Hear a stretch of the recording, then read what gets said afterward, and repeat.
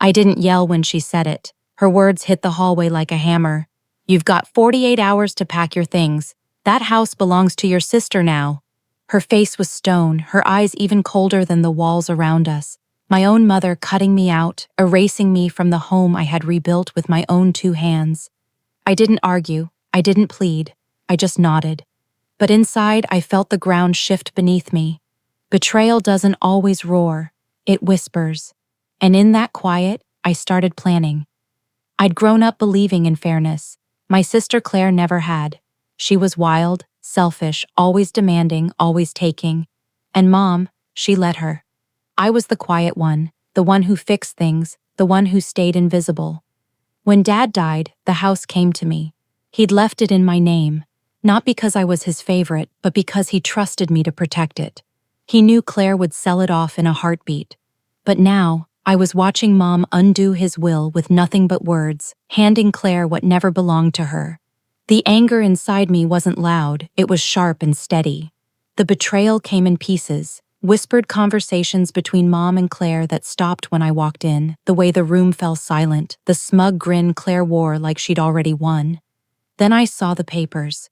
Claire had convinced Mom to transfer the deed into her name. My signature had been forged.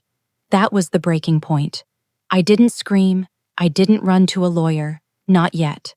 I calculated. If they wanted me out in 48 hours, fine. I'd give them exactly what they asked for, just not the way they imagined.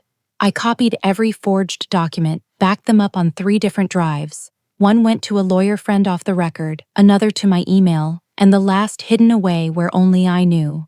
Then I turned the house inside out, not of furniture but of secrets. Every unpaid bill, every gambling receipt, every shady loan Claire had buried, I found it all. This wasn't just revenge, this was the truth. 2 days later, Claire walked in like she owned the world. Keys swung from her hand like a prize, her heels clicking across the hardwood as she twirled around, soaking in her new home. Mom stood behind her, arms folded tight, pride glowing in her eyes for the daughter who had just robbed her own blood. I waited in the living room, calm, steady.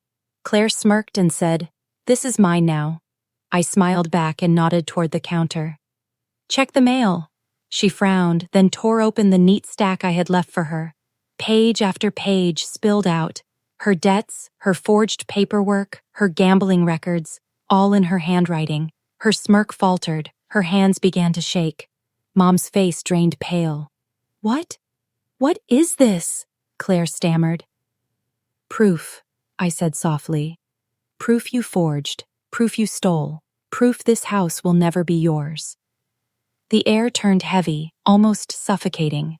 I stepped closer, voice low and steady. "You wanted me out in 48 hours? Fine, I'm out. But you're out too, out of lies, out of luck, out of time." Claire's eyes shot to Mom, begging for help, but Mom had nothing left to give. She saw the truth now, the cost of choosing Claire over me. Then came the knock. Right on time, 2 officers stepped in, holding the report I'd filed earlier. Claire's face crumbled as they read her rights. She shouted, tried to twist the story, but the evidence was too strong. Every step I'd taken was clean, deliberate. Mom whispered my name, but I didn't turn. She'd made her choice long ago. As they led Claire away, I walked upstairs one last time. The house was quiet, the kind of quiet that feels like closure. I ran my hand along the banister Dad built, the window where I used to sit when life felt too heavy. I wasn't sad. I wasn't broken. I was free. They thought they had buried me, but I had buried them, legally, cleanly, permanently. I don't share this for pity. I share it because silence scent weakness. Sometimes silence is the sharpest weapon you have. My mother gave me 48 hours. I gave them a lifetime of consequences. And as I walked out that door, I didn't feel like I lost a home. I felt like I took it back.